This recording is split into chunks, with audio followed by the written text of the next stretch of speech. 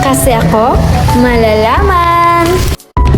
Kapag kasi nasa school tayo, makikita natin yung mga crush natin. Mga bida-bidang classmates at bardagulan sa school.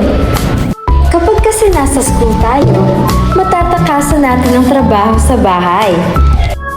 At kapag recess time na, makakapag-ikot-ikot ka pa sa campus at makakabili ng masasarap na pagkain. Nakakapagtambay pa kapag maraming vacant. At alam nyo ba, dito sa Langab National High School, kahit makulimlim ang panahon, marami pa rin mga estudyante ang bumalik sa school. At dito sa paligid ko, marami akong naririnig na tsismisan, tawanan, at asaran. Ako, gustong-gusto kong bumalik sa school. Over naman sa gusto. Kaya kung ako sa inyo, huwag na kayong maghila-hilata dyan sa kama nyo.